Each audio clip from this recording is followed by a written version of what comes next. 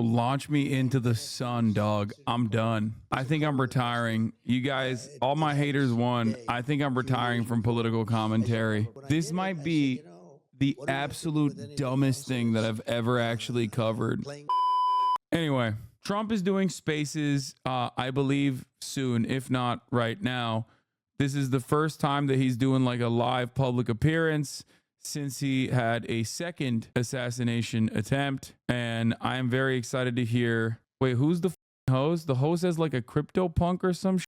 That's weird. He's going to drop a crypto coin, I think. No way. If he actually drops a crypto coin, I'm going to lose my mind. How does he get this level of access? If you scroll down, some of his tweets don't even get 500 likes. I'm unmuted. Check, check. Just checking that everybody can hear me. Check, check, 1, 2. May I get some thumbs up for the audience? Before you go, just a quick disclaimer. A few quick reminders before we begin. You should think of our conversation today as a general discussion. You are going to hear from a number of speakers, all with their own opinions that may not necessarily represent the views of others or any organizations with which they are associated. You should understand our speakers have financial interest in some of the items we plan to discuss today and in decentralized finance and digital assets generally. Of course, nothing discussed here today should be deemed technical, legal, financial, or any kind of advice.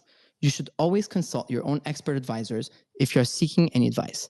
To the extent there are discussions about future plans, vision, and other forward-looking information, oh my God, he's doing a crypto important ad. to remember that all such forward-looking information and the future generally is subject to change, risk, and uncertainties, which can change current plans and expectations. Now hold on tight, and we'll be with you in a couple of minutes. Oh my God. Oh my God. Donald Trump is doing a crypto ad. Trump linked crypto project to launch Monday. A crypto project backed by Republican presidential candidate Donald Trump and his 2 eldest sons is set to launch this evening. Oh my God. Oh my God. He's doing it with his dumbass sons. Dude, what is going on, dude? I think Trump is actually trying to lose, dude. They intentionally separated that disclaimer from the actual start of the event so that people coming in won't hear it. Dude, he is so unimaginably cooked. This is wash behavior. And I guess this is the next level of wash behavior because, like, what's the first layer? If you're washed, what do? You go right wing, right? You go right wing charlatan. You go right wing grift. Wait, is that Barron Trump? Weird, man. Bro, if you're already a right-wing grifter, where else are you going to go? There's nowhere else to go for you. So you have to go to crypto. Trump is launching another business full of potential risks and conflicts if he wins. Details on the new business, which we call World Liberty Financial, are limited, but Trump's sons have spent weeks promoting it.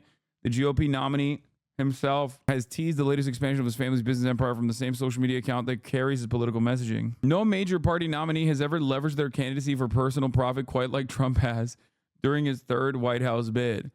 Since entering the race nearly 2 years ago, Trump has netted millions of dollars selling new items featuring moments from his political life, while also generating billions of dollars in wealth through a social media site where he speaks directly to supporters. Truth Social, straight up, is like a dumping ground for people to basically give money directly to Donald Trump in exchange for favors without the sneaky little FEC, snooping around. Only Trump. Just checking that we're unmuted again, and we're good to go. Good evening, everyone. Before we begin, I want to address yesterday's awful events. It is a huge relief to us all that nobody was hurt. And I think that many in the crypto community will agree with me when I say that we're here with you, Mr. President, during these trying times. Your unwavering support for our community has not gone unnoticed, and we're immensely grateful for it.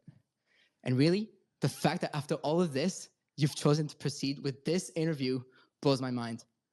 It speaks volume, Mr. President, and thank you for being here tonight.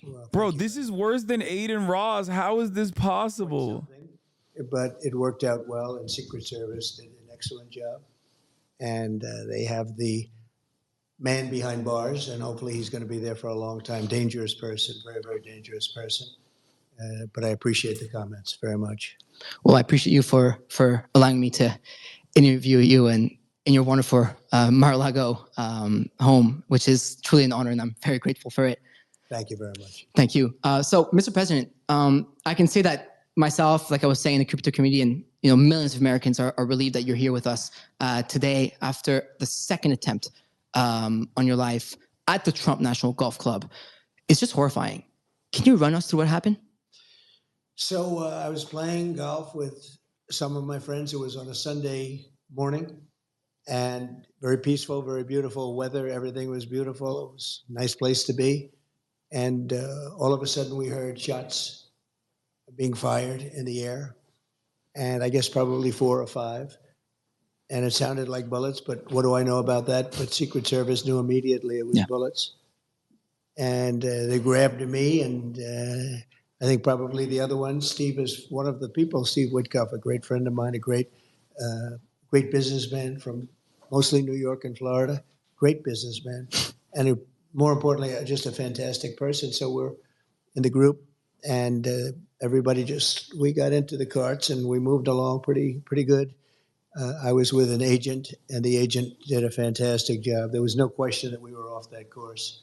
I would have loved to have sank that last putt, but we decided, well, let's get out of here. And what the gunfire was actually, interestingly, was a Secret Service agent had seen a barrel of a AK-47, which is a very powerful rifle, and he started shooting at the barrel, started shooting. It was in the bushes. Wow. Could only see the barrel. How good is that, right? But could only see the barrel. Based on that, he started shooting and ran toward the target and was shooting a lot of, those were the shots we heard. The other one never got a shot off. And he ran across the street and grabbed his car, hopped into his truck or car. And amazingly, a civilian in that area saw something and it looked very suspicious. And in the car, drove their car to the back of his truck of some kind, and took pictures of the license plate, gave them to the sheriff's office. Sheriff Bradshaw is fantastic, very great sheriff for a long time. And within a fairly short period of time, they tracked him. Maybe you'll call me a Trump stan for this, but I really wish I could see him when we're doing these interviews. Because you wouldn't want to have somebody like that out there. No. He dropped his gun, the AK-47. He left his gun. He left cameras behind, left a lot of things behind. I So hate the agent did a spaces so fantastic much. job. The civilian did a phenomenal job. A woman. Who would think you could take 1,000 times like that? How many people would have the brain power to follow him and take pictures of the back of his truck so that they end up getting, and the key was the license. So they got the license, and after they had the license, there's all sorts of technology where they can literally pinpoint where this truck is. I never knew something like that existed. And they pinpointed him on the highway. They got him with a high-speed chase. So they got him. It was amazing. So Secret Service did a great job. And I think I can say honestly, the sheriff's office, law enforcement, everybody really did a great job. Incredible. Very happy about that. That's incredible to hear. Thank you. And backup question to that second fold is, this was the second attempt on your life in under 2 months. What do you make of that?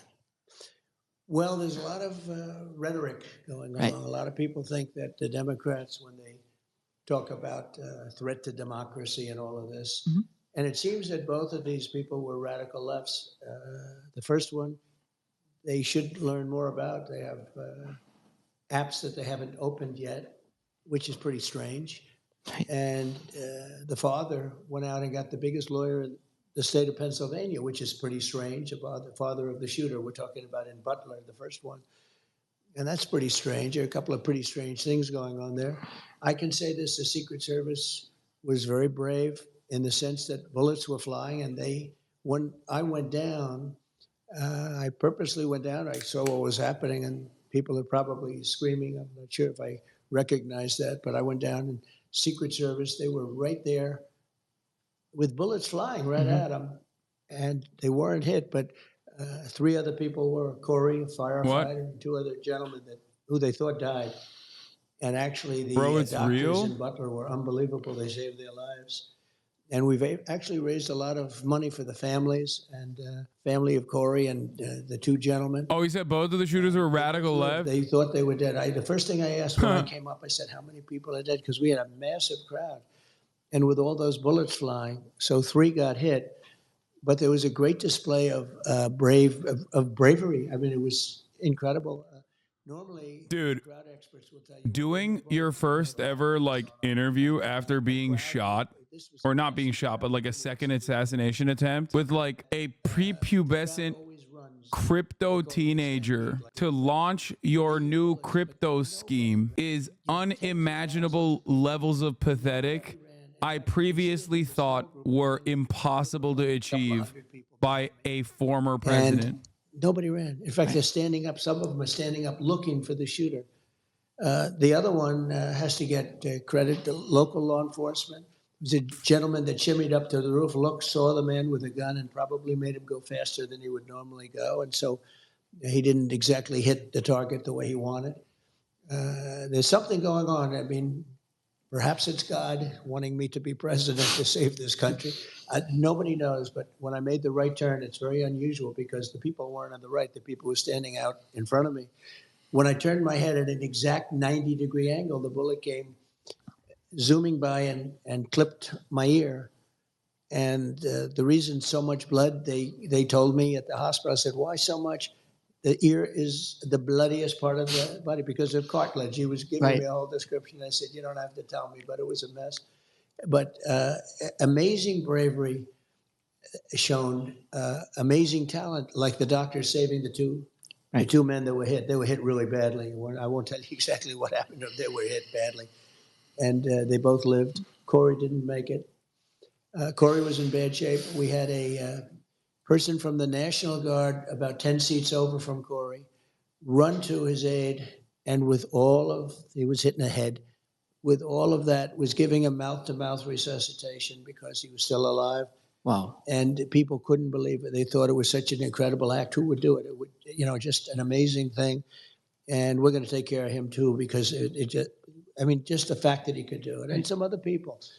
So it was amazing bravery. And there was a mistake made, a bad mistake. That one building was unmanned on top. Very. And that was a mistake. There's nothing you can say about it. But that was some crazy day. And then yesterday you had another one with a different result. Actually, much better result, because we lost Corey, and two gentlemen were very badly hurt, but they're in pretty good shape now. Right. A lot of talent. Those local doctors up there had tremendous talent. Love to hear that. Well, this is more of a personal question. Okay. Just turned 30 last week. We were just chit-chatting outside the room here. Young entrepreneur, son, aspiring father one day. Mm-hmm. With all of your success, you have a wonderful family. A couple of your sons are actually looking at us right now. You have a wonderful... Why does he sound like that? This dude's only 3 years younger than me? Why does he sound like that? But after multiple attempts at your life... Bro, this dude is stunted, okay? His parents babied him too much. You can't sound like that, dog. At the age of 30, no way. Of the United States of America again. I hope so. We hope so. Why do you do this? What motivates you? So... we have a country that's in trouble, a country that I love. I love the people of this country, people like Corey, who were just this massive Trump fan, and he got hit. But people like that, they're in love with the country, and they hate seeing what's happened to the country when you have 21 million people pouring in from all countries all over the world, from prisons and jails, from mental institutions and insane asylums. Insane asylums, and they are different. Even prisons and jails, they are different. One's a little more severe than the next. They're coming in as terrorists, and they're coming into our country at levels that nobody's ever seen, and they're taking over our towns, and they're taking over small cities and big cities. I mean, look at New York, look at Chicago, look at LA. Tens of thousands of these people, and they're rough people in many cases. I mean, they are rough, tough people. Venezuela gangs. If you look at Aurora in Colorado, you have a governor that doesn't know what he's doing. He's petrified to be there. He doesn't know what to say. I mean, they're literally taking over real estate. They're becoming real estate developers in a much different way, right? They're taking over buildings. Everyone's afraid of them. And they have a big AK, talking about AK-47s. That's what they have. They carry massive guns. You say, where would they get this kind of power? And they're vicious people. They're gang members from Venezuela, largely, and known as being one of the roughest gangs anywhere in the world. You have MS-13, which is a bad gang, and you have these guys. And we're going to clean them out. We're going to get them out. But the bottom line, just answer it quickly. I love the country. We're going to make America great again, and we'll be able to do it. We did it once, and we'll do it again, and much easier this time. The border is in much worse shape than it's ever been. This is the worst border there's ever been in any country. They have not done the job that they have to do. I mean, you have Kamala. She was the border czar. I call her the... Thank God I call my hair a dog. She's a Marxist. She wants to tax everybody out of business. She wants to raise taxes to 70, 80%. She wants an unrealized capital gain tax, which is the craziest thing I've ever heard. Nobody's ever even heard of such a thing. And they'll put everybody out of business. We'll end up in a depression if she gets in. And very simply, though, we're going to make America great again, greater than ever before. And I love doing it. Being from Canada, I can probably relate to what that means. Yeah.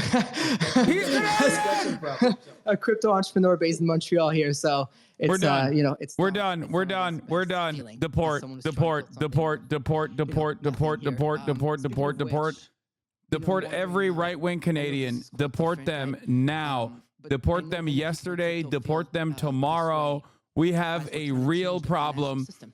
We need Quite to literally, shut we're trying to down change travel things and from make a difference, Canada but it until always we feels figure like out what's there's going some on. force. In your case, do you feel similarly that there's a force out there to get you? Well, you have a radical left force, and we have forces. I say that we have a lot of evil in the world. The world is a nasty place, and you can see that with some of the things that have happened. We've been treated, I think, very unfairly, but I've done so well. It's an amazing country in some ways, but we have evil forces. You have the outside forces with the enemies, and you call them Russia, China, various places. I don't know that they're enemies. I think we'll get along great with China. I think we'll get along great with Russia. I want to get Russia to settle up with Ukraine and stop this. Millions of people being killed, far greater than the number you read about. But I want to get that done before I even take office. I want to get that done as president-elect because it has to be solved. Too many people dying. Too many cities are just in rubble right now. You look at the culture is just being destroyed. Mm-hmm. We got to get that done, and I'll get it done. There wouldn't have been an October 7th. There wouldn't have been Russia attacking Ukraine. There wouldn't be inflation. All this inflation, which has hurt people so badly. You wouldn't have had that horrible type of withdrawal. We were getting out of Afghanistan, but with dignity and strength. That was the most embarrassing moment in the history of our country. And frankly, Russia would have never gone into Ukraine if it weren't for that. They looked at that and they said, this country is no longer run by Trump. This country is run by stupid people.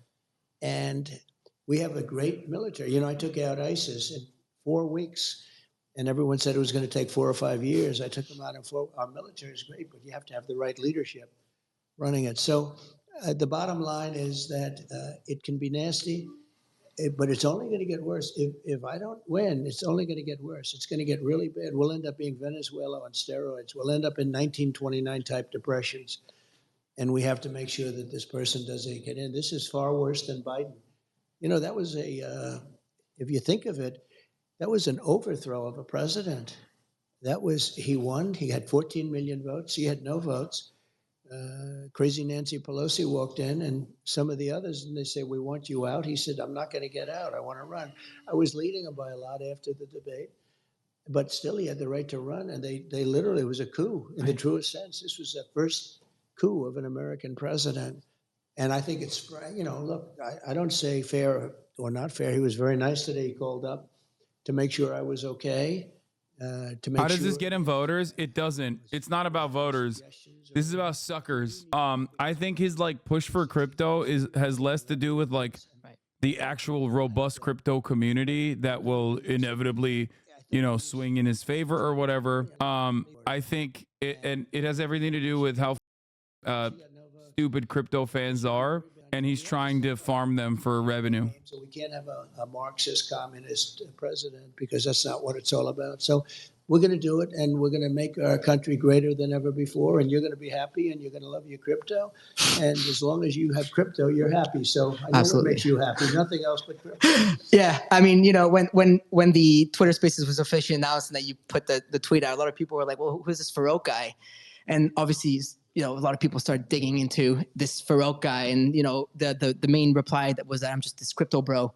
But you know what, Mr. President, I am a proud crypto bro. You know, and it seems like you started to become one of us, if not already. I know for a fact that your children are quite involved in the space. I mean, we have Baron, Don Jr., and Eric on the Twitter Spaces right now. Eric and Don Jr. here, who will be joining us a little later on this programming. But, you know, get into crypto now, because I already see the people on Twitter Spaces really eager to hear you talk about this. You know, at the recent Bitcoin conference, you mentioned that, and I quote, America should be the crypto capital of the world. Yeah. That was a big statement, and I believe the correct one. So why is it not right now? Well, I think it will be right now. Right now you have a very hostile SEC.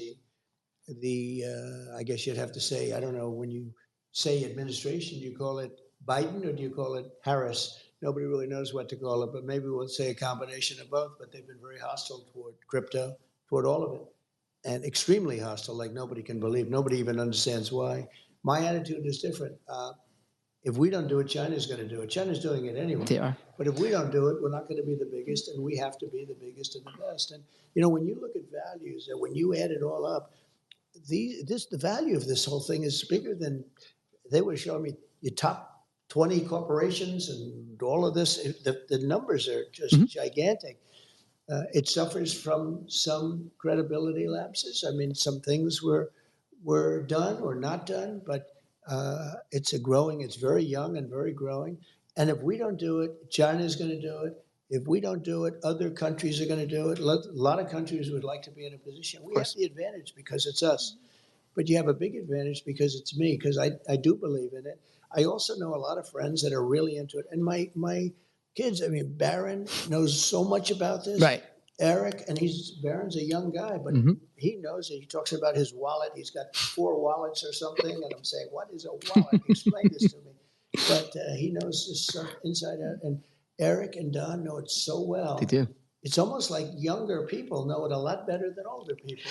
But I have a lot of respect for them. They've shown great judgment, all of them. And I think you're onto something. You're onto it a lot sooner than most people. You know, it's sort of like it's a fledgling business, and yet it's a massive business, but it has a chance to really be something special. And when I do things, I notice a lot of crypto comes in. People pay with crypto. Oh, yeah. And you didn't see that even a year ago, 2 years ago. So I think it's really, it's big, and yet it's a fledgling compared to what it will be. And I love that you were mentioning your children and how Baron is using his wallet. Similar to me, I'm trying to teach my mother how to use it. I send her 1 ETH every Christmas, 1 ETH every birthday, and same for my little Zoomer brother, who probably isn't Baron's age category. So, has learning about crypto from your children had an impact on you? Well, it makes it easier, and it's sort of like a language. I have a beautiful granddaughter, Ivanka's daughter, and she is Arabella. She speaks perfect Chinese. Wow. And their other 2 children, 2 great young boys, they speak perfect Chinese. They learned it when they were 2 and 3 and 4 from a nanny who was Chinese. That's impressive. And she was from China. And she would teach Arabella. When President Xi was here, President Xi couldn't believe it. She walked up to him and had a perfect conversation. And I said, so how did she do? He said, as good as any 10-year-old girl in Beijing. I remember that statement. I mean, she speaks it perfectly. But bro, we just learned something. Oh, my God. We just learned something incredible about Donald Trump. China, or Japan, or any language. Right. It's not that easy to do. No. But as a child, it's almost like a natural. So it's a little bit like that, I think, with crypto. Now, I think crypto is a lot easier, right, if you want to know that. But there is a learning curve. And, yeah, my kids really understood it, and they understood it pretty much right at the beginning. Yeah, we were chatting with Eric in the back, and I love hearing this fucking prepubescent 30-year-old's mouth noises. we're about to hear all about your son's crypto endeavors and how much they know about it. I can't believe this just gave us I just came back from Asia. I was unearthed recording lore WebEx dump from in Donald Japan, Trump. and over there at the moment, And a everybody's Chinese in Singapore connection. tuning live to listen to us live on Spaces for Token 2049. What's impressive in the East is that crypto is not the future; it's the present. Whereas when I come here and in Canada and North, it feels like I'm being taken aback. So the question I have for you, following up on what I was asking earlier, is why is it so important for America to lead in cryptocurrency adoption and innovation? Well, it's crypto, it's AI, it's so many other things. You know, AI, speaking of an interesting future, it needs tremendous electricity capability beyond anything I've ever heard. It never made sense to me, but this is what it needs.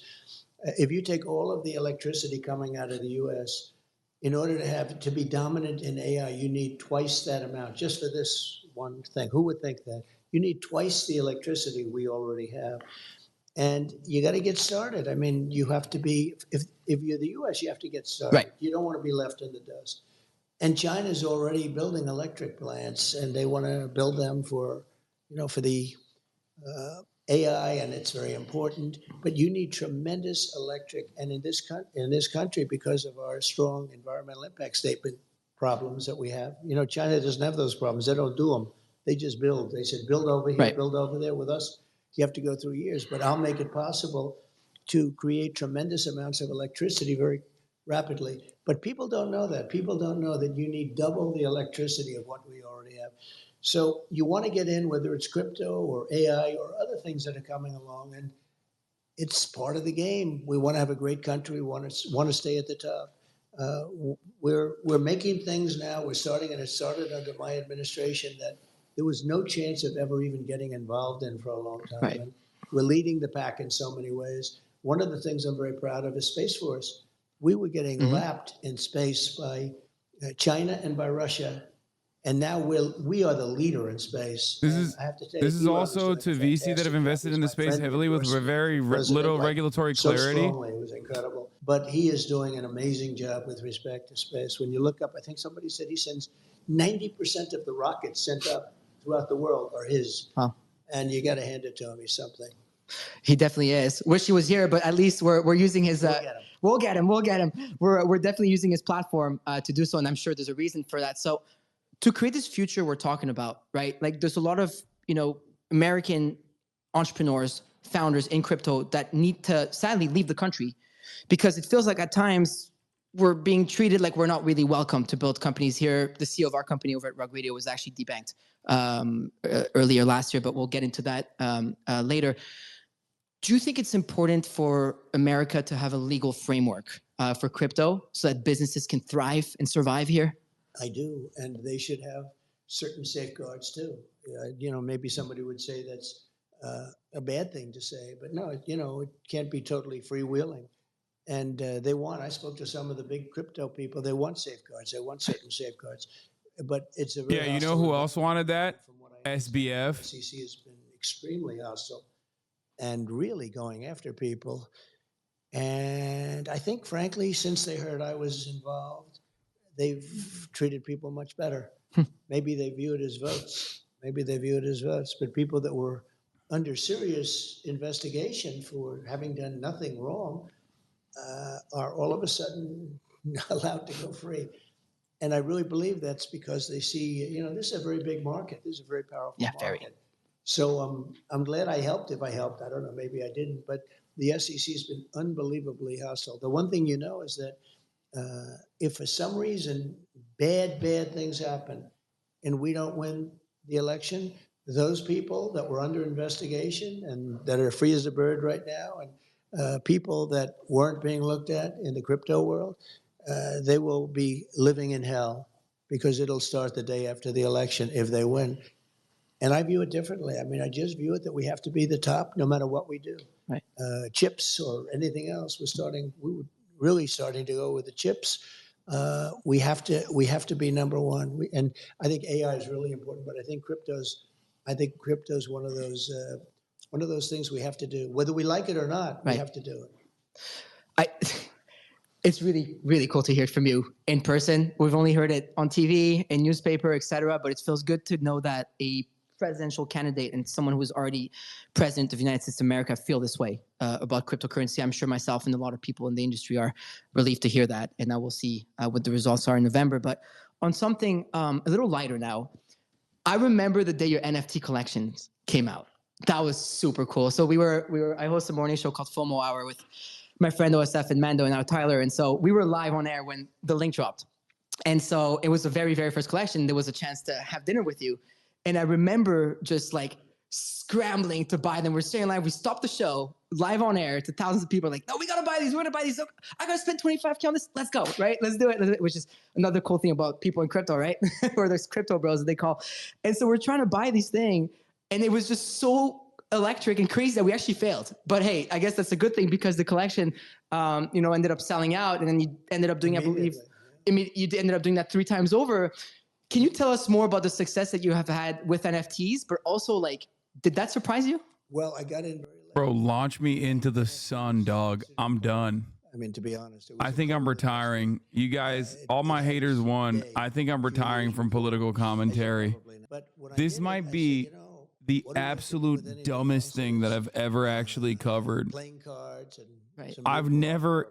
I never in my life would have thought that we'd be sitting here with a dude who did not hit puberty. It was amazing. Launching a crypto rug pull ad for the former president of the United States of America. Like, dude, you did war crimes and stuff. Like, you are so powerful. You were running the planet. Then we did a second one. And now you are doing crypto rug pulls. Like it's like barely 24 hours after he almost got assassinated again. They have very big pride to start off with. Oh my God. American politics, every time I think